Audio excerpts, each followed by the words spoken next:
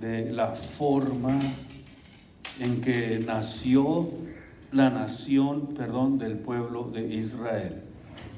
Hemos hablado precisamente de este proceso en el que Dios llevó a un hombre para poder formar a una nación. Es interesante ver el proceso. Yo no sé, pero siento que estoy disfrutando con esta enseñanza, con este aprendizaje de cómo Dios está formando un pueblo, una nación que no solamente se dirige a un pueblo, a una nación, sino que se extiende a todo el mundo por un solo hombre llamado Abraham. Antes de que se sienten, vamos a abrir la Biblia, Génesis capítulo 12 y versículo 3, donde vamos a encontrar ahora la promesa, escuchen ustedes, del Mesías prometido. Génesis 12:3, y dice: y bendeciré a los que te bendijeren, y a los que te maldijeren maldeciré. Y serán benditas en ti todas las familias de la tierra.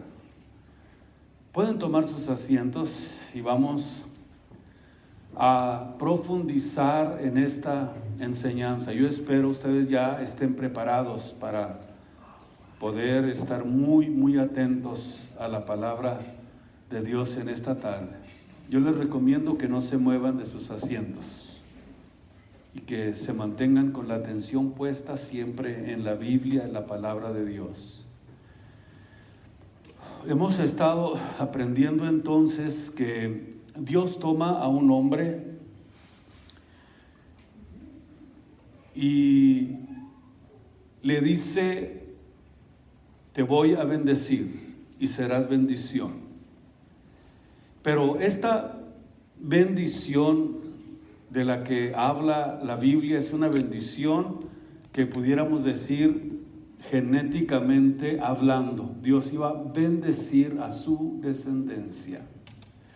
Primeramente se le está prometiendo que su descendencia física, o sea, que de su simiente, de su semilla, de su descendencia, vendría un pueblo físico. Y que esa nación con la cual Dios, vemos, dio a luz al cristianismo. En Génesis 13:16 dice que la promesa sería como el polvo de la tierra. Génesis 13, versículo 16. Sería una bendición de tal manera que sería como el polvo de la tierra, que su simiente iba a ser contada, a través de esa forma. También dice que vendría de él un pueblo innumerable. Al mismo tiempo, Dios le decía a Abraham, que de su simiente, que de su descendencia genética, también Dios estaba no solamente hablando de una generación genéticamente hablando, sino que también Dios estaba hablando de un pueblo espiritual. Aquí es donde quiero que ustedes y yo nos concentremos para poder comprender de una manera más profunda esto. Precisamente cuando Dios hablaba de una descendencia genética, de una descendencia generacional de Abraham, al mismo tiempo, lo repito, estaba hablando de un pueblo espiritual, que somos nosotros. Nosotros que no tenemos una descendencia probablemente genética de Abraham o de los judíos. Por eso es que Dios estaba hablando también en el sentido espiritual. Porque al decirle Dios que sería innumerable y que no se podría contar, vemos entonces que Dios, al prometerle a Abraham esta innumerable descendencia, pudiéramos decir que rebasa la profecía del pueblo físico de una nación de Israel o de una simple nación, sino que Dios estaba hablando también de un pueblo espiritual, y vamos a comprobarlo con la Biblia para que podamos nosotros tener verdaderamente las bases fundamentales de la Biblia para poder comprenderlo mucho mejor. Vamos al libro de Gálatas capítulo 3 y vamos a comenzar leyendo el versículo 7. Y dice de esta manera: sabéis por tanto que los que son de la fe, los tales son hijos de Abraham. Aquí está hablando ya no de una descendencia genéticamente hablando, sino que ya está hablando de una nación espiritual. O sea que físicamente no somos nosotros descendientes de los judíos de Abraham, no descendemos físicamente de la nación de Israel, pero Dios le llama a Abraham nuestro padre, y nosotros podemos decir que también pertenecemos a la nación de nuestros padres, Abraham, Isaac y Jacob.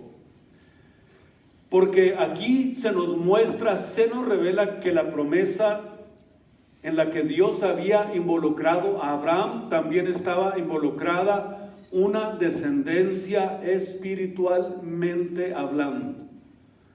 ¿Quiénes son esa descendencia donde entran los que tienen que ver espiritualmente hablando? Los que son de la fe. Estos, dice Gálatas 3:7, son hijos de Abraham. Mucha atención ahora en el versículo 8. Ahí van ustedes a poder tener una revelación más profunda acerca de esto. Y viendo antes la escritura que Dios por la fe había de justificar a los gentiles, escuchen ustedes la palabra que utilizó el apóstol: evangelizó. Pero ¿cómo que evangelizó? Si el evangelio todavía no existía. Todavía no existía lo que nosotros conocemos de la Biblia. Pero sin embargo notamos aquí algo muy interesante. Evangelizó antes a Abraham diciendo: en ti serán benditas no solamente la nación de Israel, sino que serán benditas en ti todas, absolutamente todas las naciones de la tierra. Quiere decir entonces que Dios desde Abraham nos enseña que vendría otro pueblo. Escuchen ustedes, otro pueblo que no eran los judíos, y que también serían su pueblo, y Dios le predicó, escuchen, el evangelio a Abraham antes que a nosotros. Dios le predicó el evangelio antes que a nosotros, y el mensaje era: en ti serán benditas todas las naciones de la tierra. Quiere decir que Abraham desde un principio se dio cuenta que su descendencia sería realmente como las estrellas de los cielos, como la arena del mar o como el polvo, porque estaba hablando naturalmente de un pueblo que no era solamente la descendencia física de los judíos, sino que estaba hablando de un pueblo espiritual que sería adherido a la oliva real, de donde viene precisamente la nación de Israel. Romanos capítulo 11, léanlo completito. Quiere decir que le habló del evangelio, lo evangelizó, y esto es maravilloso porque Abraham daría a luz a un pueblo físico, pero también daría a luz a un pueblo espiritual por la fe. Creyentes de todas las naciones que vendrían a formar parte como el pueblo de Dios. Y esto lo podemos nosotros ver claramente a partir de que Cristo muere en la cruz del Calvario Y cuando Cristo muere en la cruz del Calvario, dice la Biblia que ni siquiera en Israel había podido encontrar la fe que encontró entre los gentiles. Cristo mismo lo mencionó. ¿Lo recuerdan ustedes? Ni en Israel le dijo a una mujer: he hallado tanta fe. Ni siquiera en el pueblo físico de la descendencia física había podido Dios encontrar tanta fe como lo encontró en algunos de los gentiles que son mencionados en la Biblia, en la palabra de Dios. O sea, nosotros somos los hijos de Abraham. Vamos ahora al versículo 14 del capítulo 3 de Gálatas. Para que la bendición de Abraham fuese, escuchen ustedes, sobre los gentiles en Cristo Jesús, para que por la fe recibamos la promesa del Espíritu Santo. O sea, la bendición de Abraham me alcanza a mí desde el momento en que yo pongo mi fe y mi confianza en Jesucristo. Desde ese momento me alcanza a mí la bendición de Abraham. Y Jesucristo es la simiente de Abraham, y que está dentro de mí, esa simiente. Y Jesucristo trae a mi vida esa simiente por la fe en la palabra de Dios. Porque dice Romanos 10:17 que la fe es por el oír, y el oír por la palabra de Dios. No sé si ustedes pueden entender, pero yo estoy aquí viendo un proceso maravilloso, excelente, sobrenatural, que Dios está llevando a cabo para cumplirle las promesas a Abraham. Es tan sobrenatural y tan impresionante que nos envuelve a nosotros, no siendo el pueblo de Dios. Acuérdense que Jesús vino solamente para los judíos. Por eso cuando la mujer sirofeniza se acercó a Jesús y le pidió que la atendiera, le estaba diciendo naturalmente que ella estaba pidiendo algo que no era cuerdo, que no era lógico, porque él dijo: yo he venido sino solamente para la casa de Israel, así que no puedo darte el pan que le pertenece a los hijos. Y es entonces cuando Jesús expresa que ni siquiera en Israel había encontrado una fe tan tremenda como la encontró en algunos gentiles, que desde ese momento comenzó la predicación del Evangelio por Jesucristo, y comenzó a germinar, comenzó a funcionar y comenzó a despertar el pueblo espiritual al que Dios le había prometido a Abraham que levantaría. Y esto es maravilloso porque ahí estamos nosotros incluidos en ese pueblo. Aquí es donde entra precisamente lo espiritual, porque la fe es divulgada por la predicación del Evangelio. Dice: a todo aquel que cree, al judío primeramente. Y también dice Santiago 1:18 que Él de su voluntad nos ha engendrado por la palabra de verdad para que seamos primicias de sus criaturas. O sea que venimos, desde que nos entregamos a Cristo, en realidad a tener un lugar prominente en las promesas que Dios le hizo a Abraham. Esto es algo maravilloso, trascendental, impresionante, glorioso, un regalo maravilloso que Dios nos dio cuando nos entregamos a Él, cuando creímos en Jesucristo, cuando creímos en la palabra de verdad. Es precisamente lo que Dios hace. Aquí hay un engendramiento. Escuchen ustedes, por eso estamos hablando de una simiente, de una descendencia. Hay un engendramiento que da a luz a una nueva especie espiritual, y todo por la palabra de verdad.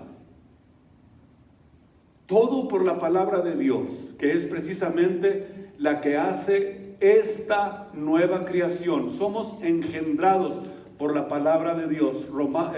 Primera de Pedro, capítulo 1, versículo 23. Escuchen lo que escribió el apóstol Pedro. Primera de Pedro 1, 23. Siendo renacidos. Y aquí naturalmente está hablando de un engendramiento, porque está hablando de ¿qué? De una simiente, no se les olvide. ¿Qué es una descendencia, una simiente? Alguien que nace de ti. Y vienen detrás de ti tu descendencia, tus hijos, tus nietos, o tus abuelos, tus bisabuelos, perdón, todos tus antepasados. Y esa es precisamente tu descendencia, tu simiente. La palabra simiente es muy importante, es precisamente la palabra de donde se deriva. La palabra simiente es derivada de la palabra esperma, precisamente por eso es una simiente. Cuando dice que somos renacidos, no de simiente corruptible, sino de incorruptible, escuchen ustedes, por la palabra de Dios, que vive y permanece para siempre. En otras palabras, la voluntad de Dios y mi voluntad se unen para que pueda llevarse a cabo un nuevo nacimiento.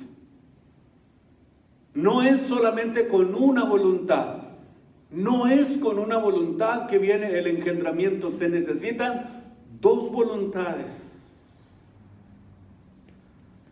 No es simplemente por el querer, por el hacer, sino que tiene que haber una voluntad rendida a Dios. Y entonces, cuando esto sucede, es cuando viene a dar a luz la nueva especie, la nueva simiente espiritual. Por eso dice la Biblia, Juan 3, si alguno ya está en Cristo, 2 Corintios 5, 17, nueva criatura es. Juan 3, es necesario, le dijo Cristo a Nicodemo, que nazcas otra vez si quieres entrar al reino de Dios. Ya estamos entendiendo lo mejor, de qué descendencia, de qué simiente, de qué es lo que está hablando la Biblia. Precisamente está hablando de ese nuevo nacimiento, de ese nuevo engendramiento espiritual por la palabra de Dios, pero tienen que ser dos voluntades unidas para el nuevo nacimiento.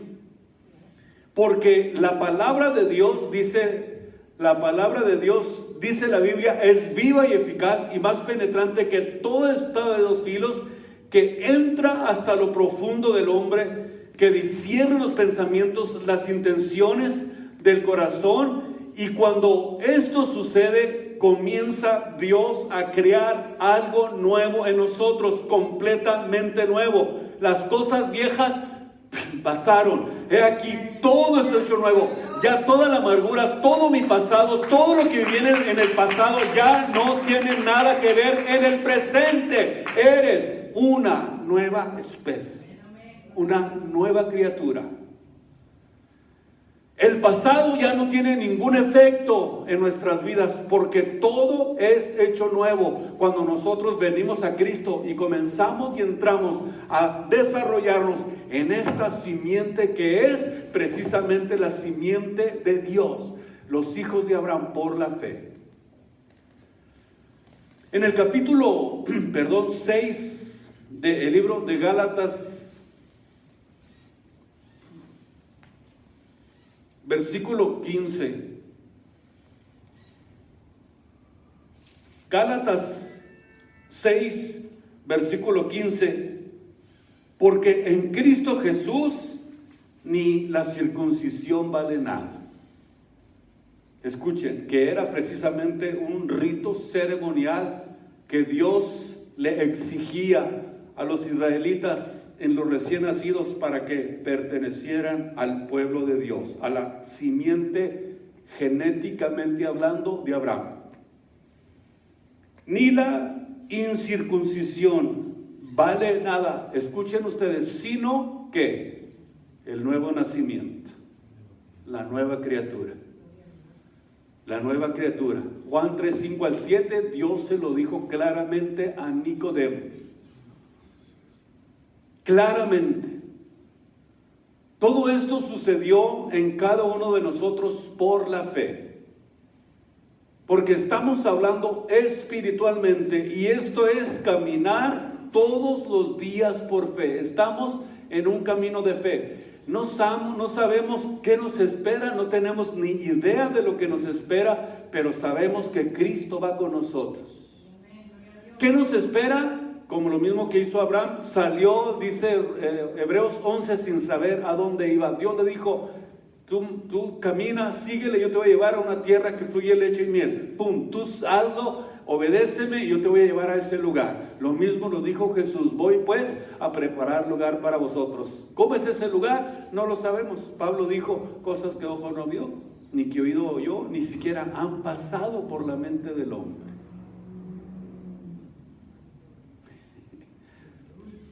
Pero sabemos que vamos a un lugar bueno, seguro, estamos seguros en Jesucristo. Tenemos que aprender a caminar espiritualmente por la fe todos los días. Ahora, también tenía que ser algo milagroso. Por ejemplo, Abraham y Sara, después de que se les pasó ya mucho tiempo, cuando Abraham tenía ya casi 100 años y no nacía el hijo de la promesa, tiene que ser algo milagroso.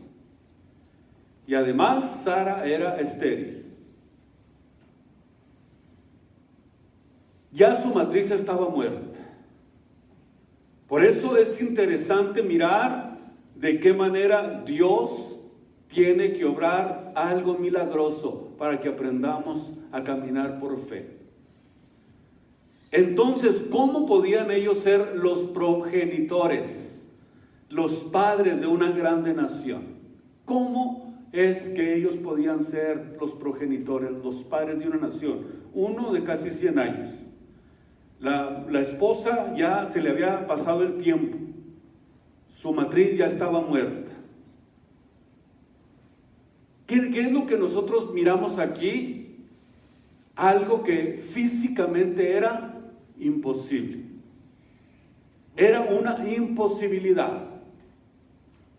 Si nosotros lo vemos humanamente, físicamente, era algo imposible. Solamente Dios podía darle vida a la semilla de Abraham y también podía darle vida a la matriz de Sara.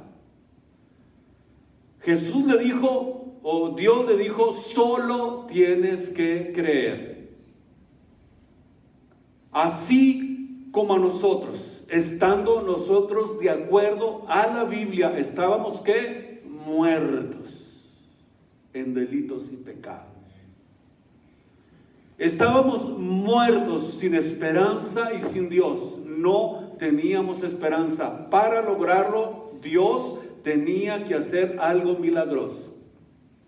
Esto es algo interesante. Por eso la salvación es un milagro que muchos no lo pueden ver. Ven la salvación muy livianamente.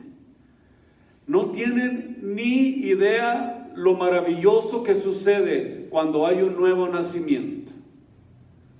Cuando hay un nuevo nacimiento es algo que es único, algo precioso, algo, pudiéramos decir, algo que es solamente algo que sucede una sola vez en la vida. Por eso el nuevo nacimiento es un acontecimiento que no se repite nunca jamás. Así que para poder nosotros entrar en este ambiente de salvación, tenemos que entender primeramente que tiene que venir el nuevo nacimiento. Y el nuevo nacimiento precisamente trae ese milagro que Dios hizo cuando nosotros creímos en Él. Tenía que ser algo milagroso porque nosotros, estando muertos en delitos y pecados, que dice la Biblia, nos dio vida. Escuchen, nos dio vida estando muertos. Tenía que ser algo milagroso, porque al que cree, todo le es posible. Al que cree, todo, absolutamente todo le es posible. Romanos 4:17 dice de esta manera, como está escrito, que por padre de muchas gentes te he puesto delante de Dios, al cual, dice la Biblia, creyó. Cuando dice creyó, quiere decir que brincó todas las barreras de lo humanamente posible para poder alcanzar la promesa. Físicamente, a lo mejor, imagínense ustedes por un momento dos ancianitos y diciendo que van a ser papás. Cuando Sara escuchó esto, ¿qué dice la Biblia que le pasó? Voy a ser mamá. Y dice, Dios me hizo reír. Pensó que estaba bromeando Dios con ella. Imagínense ustedes qué impresionante es esto. Pero de acuerdo a la Biblia dice que él creyó. Creyó, el cual, escuchen, da vida a los muertos y llama a las cosas que no son como que son o como si fueran. Esto es algo maravilloso. Dios es el único que da vida a los muertos. Él es el originador de la vida. Y puede darle vida hasta a un cuerpo muerto y no importa, hasta descompuesto, como el de Lázaro. Y vuelve a vivir. Imagínense ustedes, ¿habrá algo imposible para Dios? No hay nada imposible para Dios. Él puede darle vida a los muertos. En segundo lugar, Él es el Dios que llama a las cosas que no son como si fueran. Solamente nuestra incredulidad detendrá y estorbará la mano de Dios. Solamente nuestra incredulidad o la incredulidad del hombre. Para que Dios pueda cumplir sus promesas en ti, en tu vida. Dios te dice, solo cree, solamente cree. Todos los días tenemos que ver su vida milagrosa, obrando continuamente sobre nuestras vidas.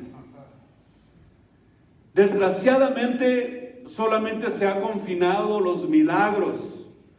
Al ver que un paralítico se levanta, al ver que Dios sanó un cáncer, al ver que Dios hizo que un ciego recobrara la vista. Pero no estoy hablando, de esa clase de milagros, sino cosas que suceden en nuestra vida cotidiana continuamente. Todo lo que está sucediendo en nuestro alrededor, que cambia el rumbo de nuestras vidas, que cambia el rumbo de nuestro destino, de nuestras circunstancias, cosas que solamente tú sabes perfectamente, tú sabes que solamente Dios las puede hacer todos los días en nuestras vidas.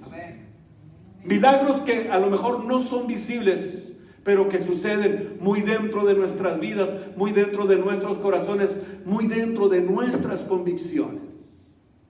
Todos los días Dios hace un milagro con nosotros. Simplemente despertar en la mañana, poder darle gracias, poder dirigirnos a Él, poder decirle, te damos gracias por un nuevo amanecer, por un nuevo día, por la salud, por el trabajo, por la fortaleza. Todos los días son milagros que no son visibles, pero que Dios está envuelto en cada uno de ellos. Amén.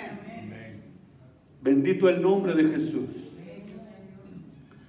Versículo 18 dice que Él creyó, Romanos 4, en esperanza contra esperanza, para venir a ser padre de muchas gentes, conforme a lo que se le había dicho, así será tu simiente, tu descendencia. Vemos entonces el proceso de la fe de Abraham. ¿Cuántas veces tuvo que creer en esperanza contra esperanza? Dios, le da esperanza de ser padre. Imagínense ustedes lo que es actuar esperanza contra esperanza. Pero ya casi de 100 años, dice la Biblia. Por otra parte, decíamos, la matriz de Sara muerta. Sin embargo, creyó, eso significa esperanza contra esperanza. Esperanza contra lo que está quizás completamente desechado por las posibilidades humanas. Pero sin embargo, cuando creyó contra esperanza y luego después de haberle dado a Isaac, escuchen ustedes, ya nació el hijo de la promesa, ya Dios me cumplió lo que me había prometido, ya Dios hizo el milagro, pero ahora le pide a su hijo. Eso es creer esperanza contra esperanza. Dios muchas veces nos da una esperanza, pero de repente vemos que se agrava nuestra situación a nuestro alrededor. Y parecería que ya no podemos. Como que ya no hay solución, como que mi matrimonio ya no tiene solución, como que mis hijos están perdidos, como que todo parece que ya se ha terminado. Entonces es cuando entra como hijos de Dios a creer esperanza contra esperanza, quizás en contra de todo lo negativo que a lo mejor está sucediendo en nuestras vidas, en nuestros corazones. Eso significa que es creer de una forma sobrenatural, con una porción doble, esperanza contra esperanza. Pero díganme ustedes, ¿realmente nosotros podemos alcanzar a tener ese tipo de fe? Esto es interesante que nosotros lo analicemos en nuestras vidas. ¿Qué significa esto? Que a pesar de lo que esté sucediendo en mi entorno, yo no me rindo. Yo no me echo para atrás, sino que sigo adelante, porque Dios lo que prometió, Él es fiel para cumplirlo. Y si Dios dijo que vendría por nosotros, va a venir por nosotros. Nos va a sacar de esta tierra, nos va a llevar a vivir eternamente a su lado. Y tiene que ser, si Él lo dijo, tiene que ser. A veces Dios mismo permite que se nos cierre todo para que perdamos toda confianza, escuchen ustedes, en lo que tenemos, en lo que somos, en nosotros mismos. Y es ahí donde Dios se manifiesta en las necesidades del ser humano.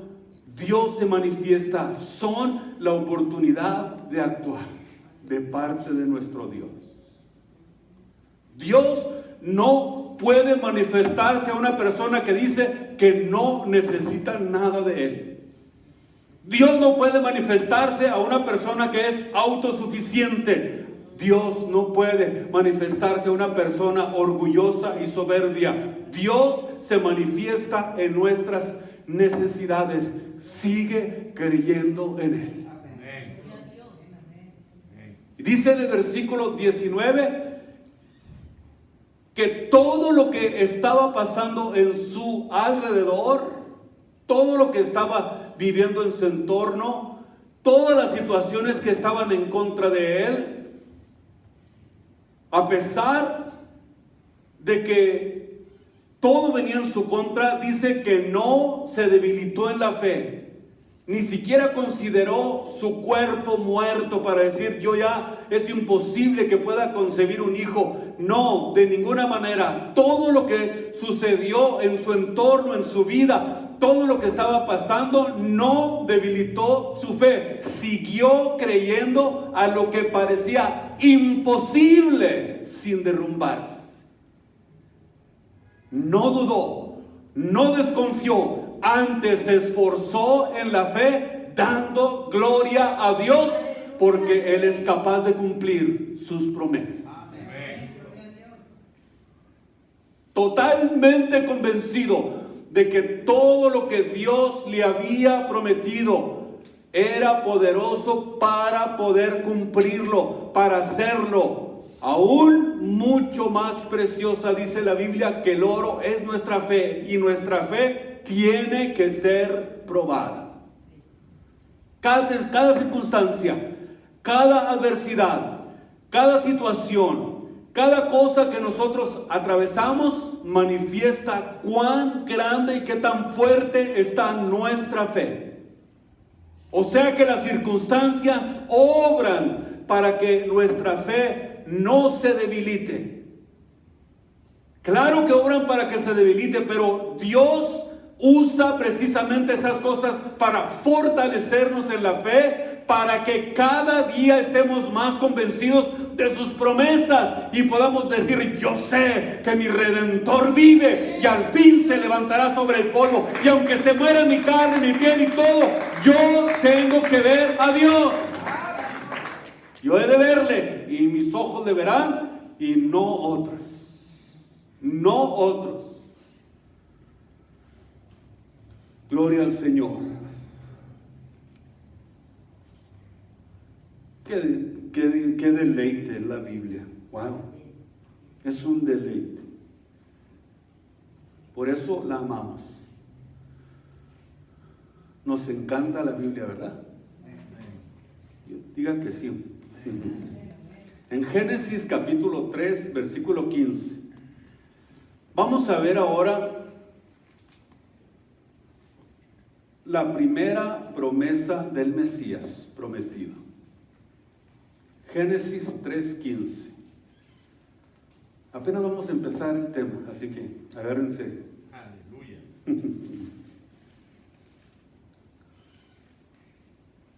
Vamos a mirar algo interesante.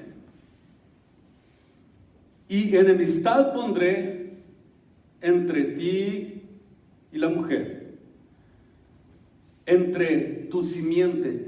Ustedes enfóquense aquí en simiente. Entre tu simiente y la simiente suya. Esta te herirá en la cabeza y tú le herirás en el calcañar. Vamos a ver. Tenemos aquí la primera promesa del Mesías prometido. Pondré enemistad entre ti y la mujer. ¿Quién es el que está diciendo esto? Dios. ¿Ok? Dios le está hablando a la serpiente, no a Eva. ¿Ok? No sé si ya lo notaron. Le está hablando a la serpiente, no a Eva. Le está hablando a Satanás. Es Dios el que le está dando al diablo una maldición, no a la mujer. Y es Dios el que pone la guerra. Entre tu simiente, le dice a Satanás, y la simiente suya. O sea, le anuncia que una mujer le va a dar una tremenda tunda. Es una mujer la que va a aportar la semilla del Mesías y es la que te va a aplastar. Léanlo detenidamente en sus casas. Y dice, te va a dar en la cabeza la simiente de la mujer. Y le habla de una semilla o de una simiente. Y cuando nosotros venimos a la Biblia nos damos cuenta que Jesucristo es la semilla, que Jesucristo es la simiente prometida desde Adán hasta Abraham. Pero sucede algo que Dios le dice a Satanás, que él también tiene que una descendencia o una simiente.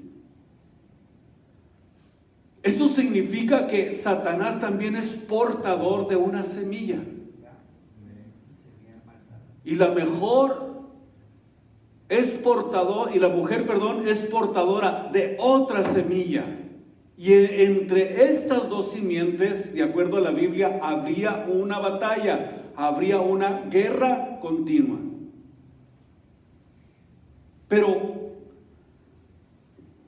hay un problema A ver cómo lo resolvemos.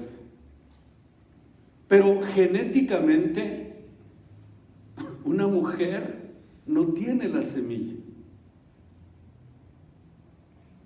¿Qué es la semilla? Ya entendimos. Es la que produce una simiente. Es la palabra esperma del griego, que significa semilla, simiente. Entonces, vemos que genéticamente una mujer no tiene la semilla, o pudiéramos decir que es inconcebible, porque es el hombre el que tiene la semilla. Pero sin embargo, vemos que la mujer recibe la semilla para la fertilización. ¿Por qué? Porque dice la Biblia que ella concibió por obra del Espíritu Santo. Por eso es la mujer la portadora de la semilla que vendría a darle en la cabeza a Satanás, que es nuestro Señor y Salvador Jesucristo. Aquí Dios nos está revelando que esa semilla de esa mujer sería algo sobrenatural, porque no tiene nada que ver aquí el hombre. Por eso es que José dijo, pues yo no me caso, yo ni siquiera la he tocado y ya está embarazada. Pero Dios le hizo saber, escúchenme ustedes, que ella no había estado nunca con ningún varón, sino que lo que ella tenía en su vientre era algo que había sido concebido por obra del Espíritu Santo. Ahí está la semilla de Dios sembrada en una mujer. Y nos habla también de un nacimiento virginal de nuestro Señor Jesucristo. ¿Y qué entendemos con esto? Que Jesucristo es esa simiente que vino a herir a Satanás y a darle en la cabeza. Hagan algo. Porque si hubiera nacido de voluntad de varón, hubiera nacido contaminado con el pecado. Pero de acuerdo a 1 de Pedro 1:19, escuchen ustedes, tenía que ser sin mancha y sin contaminación. Subrayen, sin mancha y sin contaminación. Tenía que ser de una simiente que no estuviera corrompida por el pecado. Por eso el salmista dice, en pecado me concibió mi madre, porque desde el momento de la concepción ya viene una semilla contaminada por el pecado. Entonces tenía que ser, número 1 dijimos, sin mancha y sin contaminación. Hebreos 9:14. También dice de esta manera: cuánto más la sangre de Cristo, el cual por el Espíritu Eterno se ofreció a sí mismo nuevamente, sin haber sido contaminada la simiente de Dios. Porque tal pontífice nos convenía, Hebreos 7:26, tal pontífice nos convenía, santo, inocente, limpio, apartado de los pecadores y hecho más sublime que los cielos. Aquí está precisamente la simiente de la cual Dios está levantando un pueblo espiritualmente para su gloria y para su honra. Tenía que ser sin mancha y sin contaminación. Pero, de acuerdo a la Biblia, Satanás también tiene su simiente. ¿Sabían ustedes? Jesús, cuando estuvo aquí en la tierra, él distinguía a los que eran la simiente de Satanás. Sí, no se asuste, es la verdad. Vamos a ver primeramente, primera de Juan capítulo 3, versículo 9 al 12. Primera de Juan capítulo 3, versículo 9. Veamos aquí cómo se describen las dos simientes. ¿Están listos? Vamos a comenzar en el versículo 9. Cualquiera que es nacido de Dios, ¿quiénes son? La simiente de Dios. ¿Están de acuerdo conmigo? Cualquiera que es nacido de Dios no hace pecado, porque su simiente o la simiente de Dios está en usted, en mí, en el creyente. Y no puede pecar porque es nacido de Dios, simiente de Dios, hijos de Abraham por la fe. En esto son manifiestos de Dios. Escuchen ustedes, ¿y quién? ¿Los hijos de quién? Díganlo, del diablo. En esto son manifiestos los hijos de Dios y los hijos del diablo. Cualquiera que no hace justicia, cualquiera que no ama a su hermano, cualquiera que no ama a su hermano, no es de Dios. El que te calumnia, el que te trata con la punta del pie, el que te falta el respeto, el que te quiere humillar, no es de Dios. Amén. El soberbio no es de Dios. El prepotente no es de Dios. Porque este es el mensaje que hemos oído desde el principio, que nos amemos los unos a los otros. Es donde más se manifiesta la simiente de Dios, más que lo que haces y que lo que puedas hacer por la obra de Dios. Aunque brinques, revuelques, revolotees, patees y hagas lo que hagas, la simiente de Dios se conoce más en el amor que nos tenemos los unos por los otros. Amén. ¿Sí o no? Amén. No como Caín, que era de quién? Tenía su simiente. Amén. ¿Qué hizo Caín? Le dio en la torre a su hermano. Así pasa muchas veces.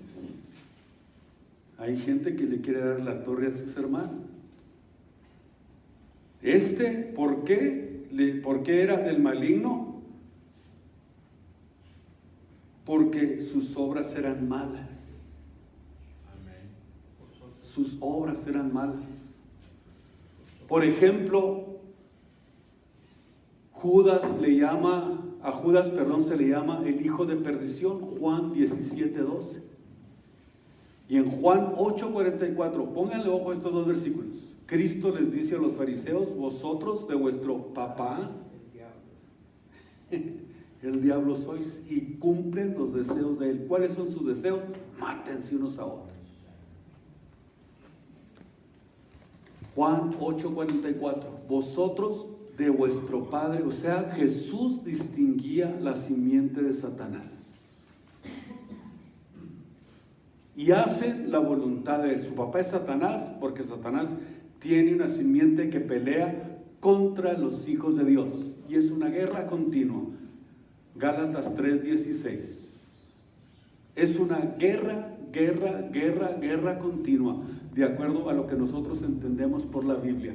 Hay una simiente que está peleando en contra constantemente de los que aman la justicia, de los que aman a Dios. Pero continuamos nuestro próximo jueves con esta enseñanza. Yo espero que la hayan disfrutado tanto como yo.